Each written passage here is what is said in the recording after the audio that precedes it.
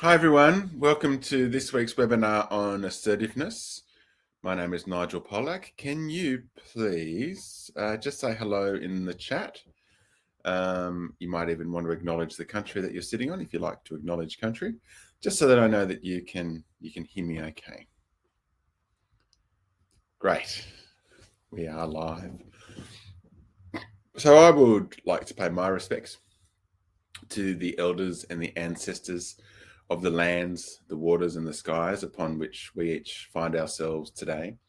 And I would like to formally acknowledge them as the traditional custodians and owners of the lands upon which we're sitting today, and that ownership, is ownership that's never been ceded or handed over to anybody else. And welcome to any Aboriginal Torres Strait Islander people who are joining us today. So I'm a psychological coach with Uprise. I get my credibility to bring this webinar to you as a psychotherapist, a counsellor, and a trainer of psychotherapists, counsellors, youth workers, psychologists, social workers for many, many years, and a supervisor of many such professionals in the health sector. So we've got a good number turning up today, and we will dive straight into our content because it's only short, and we want to get on with it. So, assertiveness. Have a think about what's brought you along to a webinar on assertiveness, what your specific interest is, and tune in to the bits that are most important to you around assertiveness. So this is what I've laid out. This is our overview. And the first step is deciding not to be a doormat. I've used this as a topic header because I found a lovely visual online that really summed this up beautifully. But if you want to be assertive and practice assertiveness and be an assertive person in your relationships and in your workplace, then you've got to decide to not be a doormat in the first instance. Then we'll look at what assertiveness is not, and to show a counterbalance to, okay, so this is what assertiveness is, and this is what it isn't. Then we'll look through what you need to do next, which is to know what you need, to know what you want. Most of my work actually involves saying to people, so what do you want? And a lot of people, when you say, what do you want? They're like the deer in the headlights. They go, nobody has ever asked me that before. Don't really know how to answer. So learning how to ask yourself the question, what do I need? What do I want? And then learning how to answer that question. And then with that comes a great deal of clarity. Once you know what you need, once you know what you want, then you're able to set clear expectations and boundaries with other people. Initially, those are just statements, are just affirmations to yourself. This is what I need. This is what I want. This is what I expect. But then we're going to show you how you practice assertive communication and put those expectations out into the world of your relationships. If at any stage as we're going along you have any thoughts or any questions or any comments, just pop them in the chat. I'm happy to respond and engage. I can see the chat as we go along. I won't mention you by name, so you won't be in the recording, and the chat doesn't show up in the recording. Only the webinar shows up in the recording. And it'd be great to hear from you. All right, so what are the 10 signs that you are currently perhaps a doormat? Are you accepting and justifying unacceptable behavior that you would rather not accept, but you do? Are you assuming responsibility for other people's bad moods? So when someone else is grumpy and they say, oh, it's because you did this, are you taking that on and going, oh, yes, this person's grumpy because I did this other thing? Do you blame yourself for everything that goes wrong, even those things that can have nothing to do with you? Often people blame themselves for the way their life turned out or the way that someone else's life turned out. Are you accepting blame from others, even if you aren't to blame, even if you're not responsible? Do you find yourself continuously apologizing? Do you allow others to demean you by staying silent when your feelings are being hurt? Do you find yourself avoiding confrontation at all costs? Do you negate your own feelings, diminish your own feelings in order to make other people's comfortable, to allow other people to have their feelings and share their feelings in the shared space? Do you find that you're not happy unless everyone that you're surrounded by is happy? And do you at times feel invisible? So if you experience any or all or some of those, then you're in the right place, because this is what we're talking about, and you are who we are talking to today.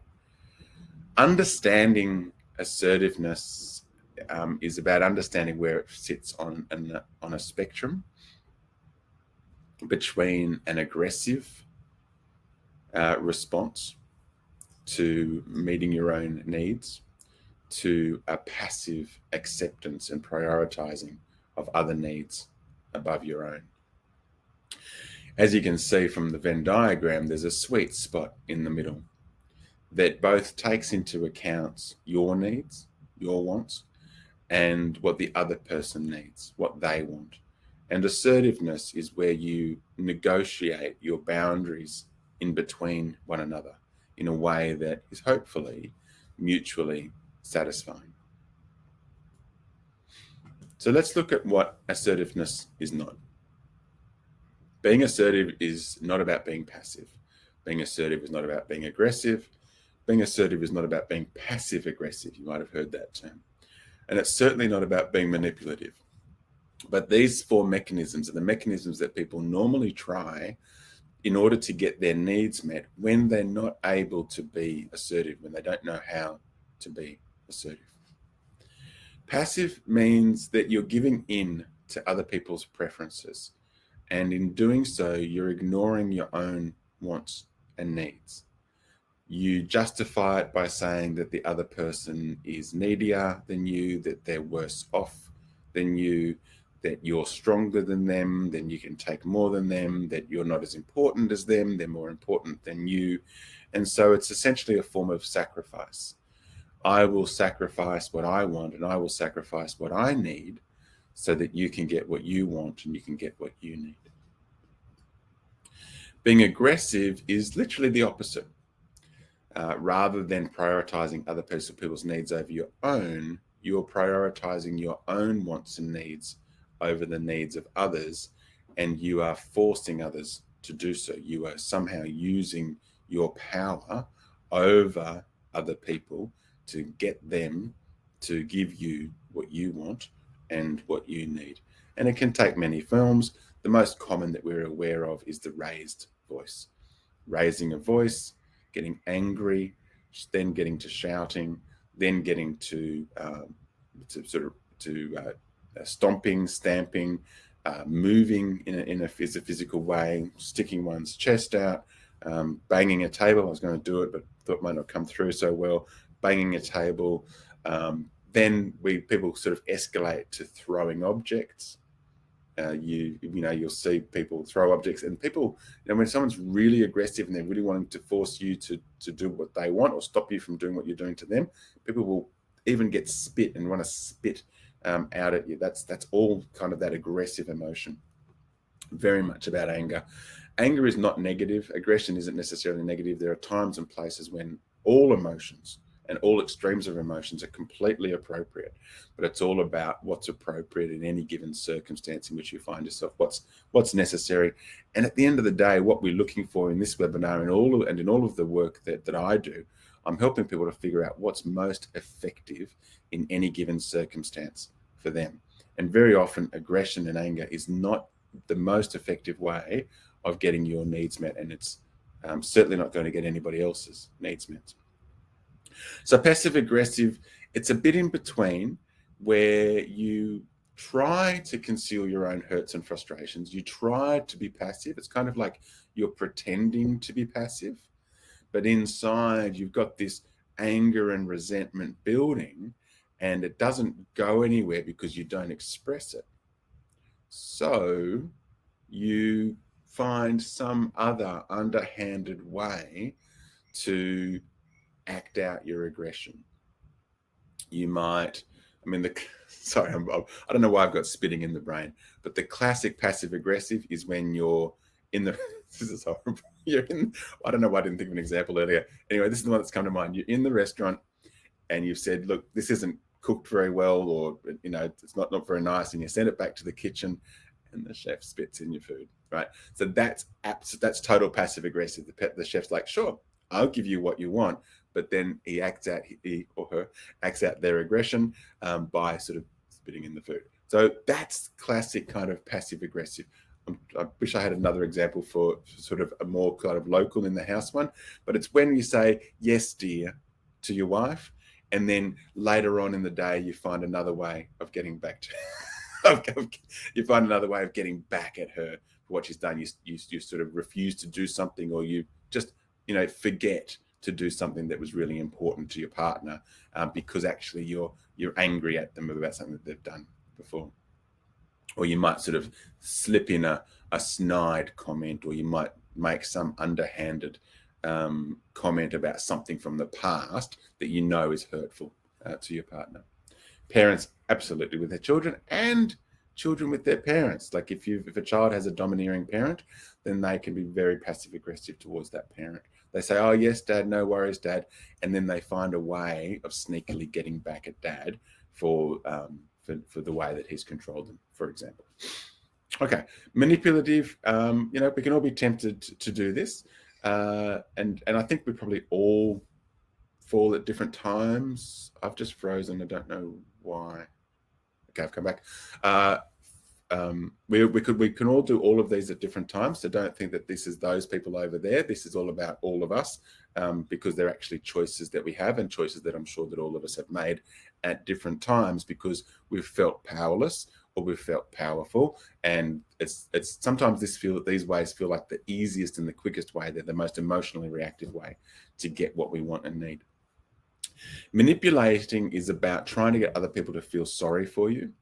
On the one hand, so get them to feel sorry for you, make you feel bad, make you feel guilty for feeling the way that you do, whether they're responsible for your feelings or not.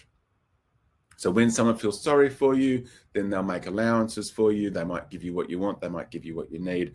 I have this very, very frequently with daughters and their mothers. It seems that mothers, and it's cross-cultural, it seems that mothers all across the world have really liked to hang on to their daughters, and they will use guilt as a way of getting their daughters to do what they want them to. I'm so lonely. I need someone to hang out with me. Nobody cares about me. Nobody cares about me. And then the daughter, if you love me, then you do this for me. That's beautiful. Thank you from the chat. That's exactly it. And it's very common, and we all do it, but it is manipulative, and it is not assertive. Assertiveness, and I'm speaking here kind of as assertiveness, if I embody assertiveness, then assertiveness stands up for me and what I believe in.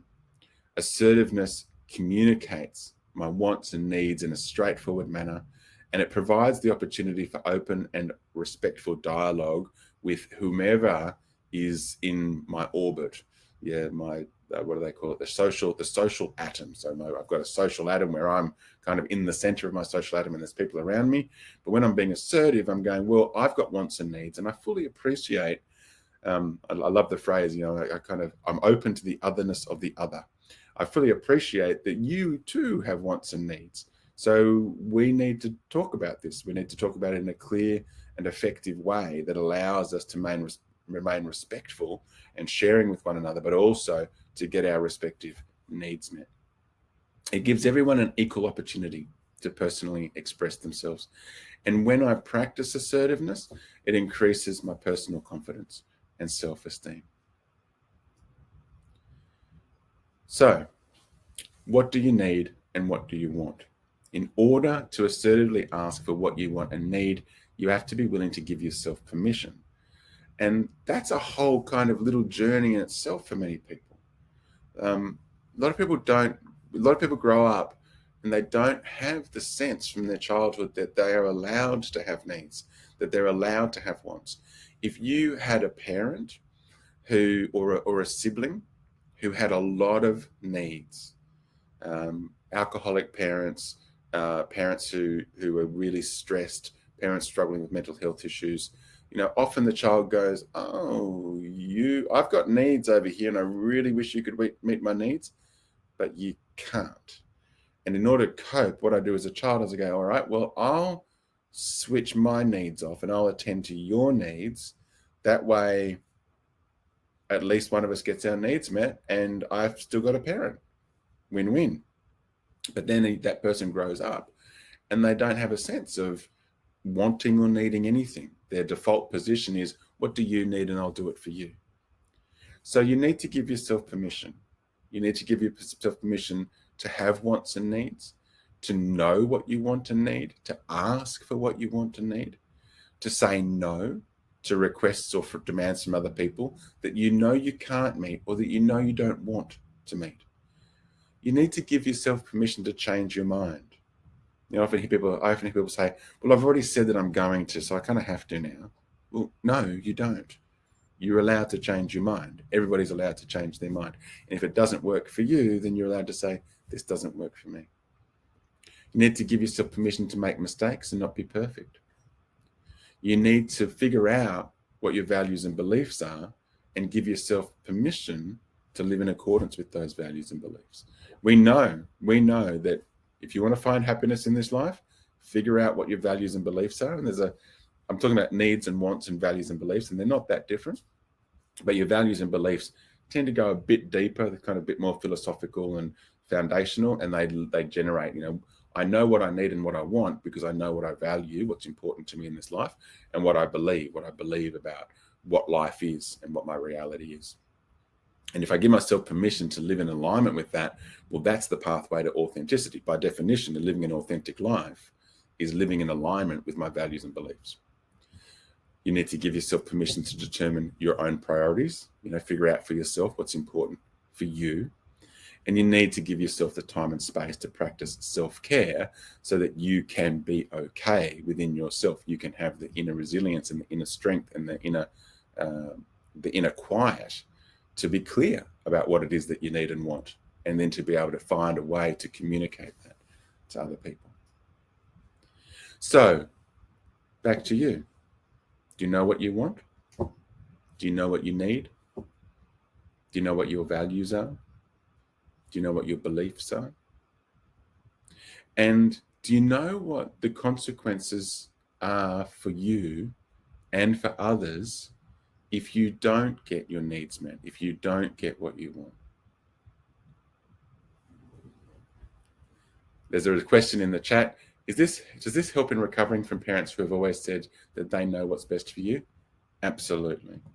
That goes back to what I was saying about growing up, not knowing what you wanted, not knowing what you needed. That's my personal story. I grew up a very, very privileged life, but by the time I got to university, I had no idea. I'd never even thought about what I wanted. I'd actually been living somebody else's dream for me. And then when I sort of woke up one day and here I am at university studying law, lucky me, I'm like, what am I doing here? How did I get here? I didn't choose this. And it's quite a journey to go, hang on a second, what do I even want? It took me decades actually to go, what do I want? What's important for me? What do I believe? What do I value? It's a huge journey. Well, it doesn't have to be a huge journey, but it's a journey to go on. And if you want to live a life that feels good to you instead of a life that feels good to someone else, like a parent, then it's a journey we need to go on. All right. So we've got to the point. I know what I need. I know what I want. Yeah. I haven't really differentiated between wants and needs. I don't tend to. It's often about language. It's about how you say it. I have arguments with my colleagues where I say, well, I don't even know that there are such things as needs. Needs are just wants that we say are more important than others. And other people say, oh no, it's really, I really feel a sense of empowerment when I know what I need and I can ask from other people what I need. So a little bit personal, no need to go, this is a need, this is a want, they're different things. We need a roof over. Well, do we need a new roof over heads? I've stepped in the outdoors. Do we need food? Well, I just read the other day that a guy fasted for 365 days, didn't eat for a whole year. So do we need to eat? I don't know. Do we need to drink? Well, you can live for about 3 or 4 days, maybe a week without water. So we need to drink, but do I need to drink right now? I don't know. So what do you want? What do you feel like you need? And when there's a whole other webinar on boundaries where I talk about expectations and boundaries as expectations. Boundaries are expectations, in case you're wondering. But knowing what you expect from yourself, knowing what you expect from other people, extremely empowering. And being able to say this to other people, I want this from you. I need this for myself. I would like you to. I expect you to. I expect me to. You could do this. You should do that. You must do this, depending upon what your circumstances are. And then knowing what the consequences are, because sometimes we say, this is a parenting thing, you need to go and do this. And we don't have an or what. And, there's that classic phrase, and I think some of us fear this, to say, I need you to do this. And then when we have this terror that the other person will say, and what if I don't? And so we need to be clear of the consequences. And sometimes the consequences are things that hurt us. And so we're reluctant to do them. Primarily, if you can't do this for me, if you can't respect me in the way that I deserve to be respected, then we can't be friends anymore. We can't be intimate anymore. We can't be in a relationship anymore. We can't be married anymore, because this is what I need. And it's not necessarily that you're going to follow through on that, but you're saying to the other person, well, actually, there are consequences. And very often that's the consequence that is most important. How do you say no? Saying no is a huge part of assertiveness, and it's about knowing what you need, knowing what you want. And when someone tries to get you to do something that you don't need to do, you don't want to do, isn't part of your responsibilities, because I say to my kids, sometimes what you want, I don't want to do the dishes. Well, actually, you can be assertive all you like, but you're still gonna do the dishes, because that's your role. That's one of the roles that you play in this family. And as the assertive parent, I've got consequences for that. So we're not always going to win when we say no, and we're not going to always have success when we try and say it in these ways. And sometimes we need to fall back on, okay, we need to reconsider what our role is in this situation. But when you're saying no, particularly to a request from someone, first thing you can do is take some time for yourself. Take some time, think it over, consider your options. What possibilities do I have? I could just say no. I could say F off. I could say, sure, I'll do that, and then really regret it later. And then, out comes the passive aggressive. I could try and manipulate them into feeling sorry for me so that I don't have to say no. What's the right way for me to come at this? So give yourself some time and space. Otherwise, you go into the knee-jerk default patterned same response that you've always given. Always try your very best to clearly and concisely state your thoughts and feelings. So I work with a lot of people, and we do a lot of this kind of work, and I get people to role play. Very often I say, okay, so I'm that other person and you're trying to tell me something. What is it that you're trying to tell me? And sometimes people go, waffle, waffle, waffle. I'm like, I can't really hear you. I don't really understand what you're saying. What is it that you're really trying to say? If you were just going to say it, what would it sound like? And then they go, well, I don't want to do it. I don't want to do this thing. I don't believe that this is my responsibility. I'm like, I heard you. That made a lot of sense. I've got it. And if you do say yes, make sure you give yourself permission to change your mind. Managing conflict. This is known as considered communication, this format. And it's when somebody's crossed your boundaries, and someone's crossed your boundaries because they've hurt your feelings. You've got an anxious response, a fearful response, an angry response. You just become aware something in your body has alerted you that someone has done something to you that you aren't comfortable with. This is the most common sort of structure of communication that we also use in relationship counseling, couples therapy, to support couples to communicate about issues that they're having between them. And it's a simple three-step process. And many of you will have heard it before. And it starts with making an observation that both of us can see, or both of us can hear, both of us are aware of. It's not about something that's in my mind that I think is happening, and it's not about something that's in my body that I feel is happening. It's something that I know that you and I can both see, we can both potentially touch. And it sounds like when you said X, when you did Y, then I felt, or I feel, and you share. Now you go inside yourself to what's inaccessible to the other person. We often wish that the other person could know what we feel. We often think that the other person should know what we feel, but they don't. What we feel is a mystery to other people, and what other people feel is a mystery to us. Now we can cross that bridge, and I'm going to come to that hopefully in the next 5 minutes. But for now, we need to go, okay, what do I feel? And sometimes it's really hard. And sometimes the best we can do is describe. I feel this awful, tight, crunched up feeling in my tummy, and it makes me want to cry. And I'd be really grateful if you would, and then you make a request that you believe will enable the other person to meet your wants and needs. I would be really grateful that if instead of saying it like this, you said it like that.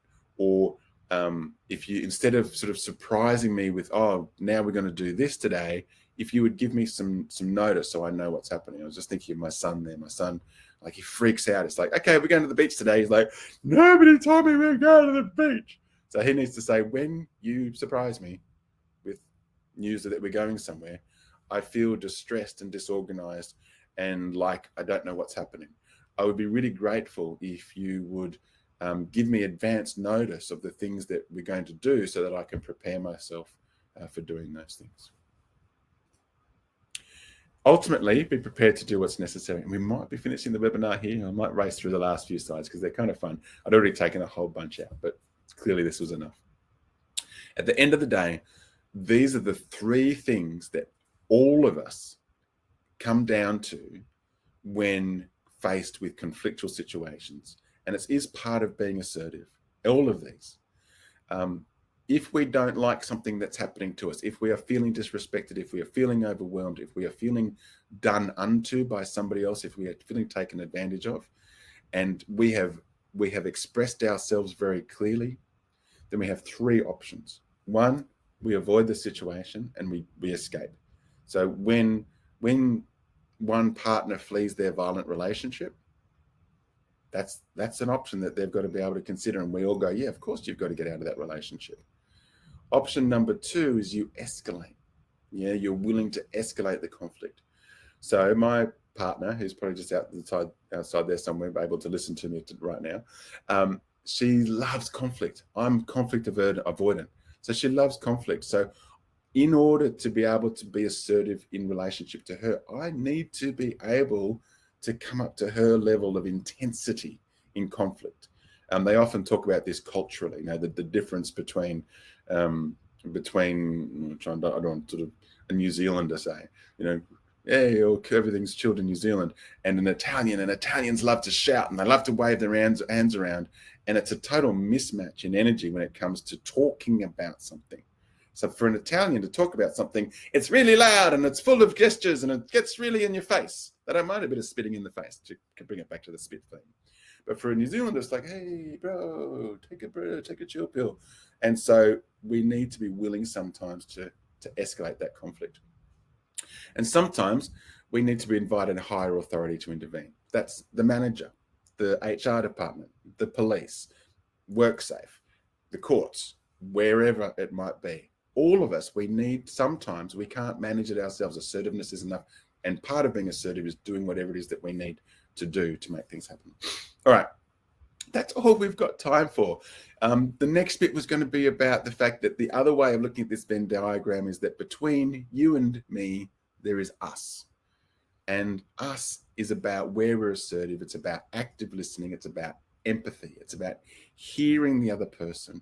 It's about practicing empathy by imagining yourself in their shoes and bringing it all together. When you've got honest, assertive self-expression and you add to it, and there's the 2 sides, honest, assertive self-expression, and you add to it your empathic understanding of the other person, then you've got the opportunity to find mutual respect for yourself and for the other person, and to begin to explore very, very nuanced ways of mutually satisfying your respective wants and needs. So thank you all for showing up today. I really hope that you took something. Please share in the chat and in the feedback what it is. So there's a feedback link in the chat. Please click on it before it disappears. Does it work? It is a link, so you can click on it. So click on it. It'll disappear in a minute. So click on it now and then fill in the feedback. And thank you so much for being here today. I really appreciate your time. Take care.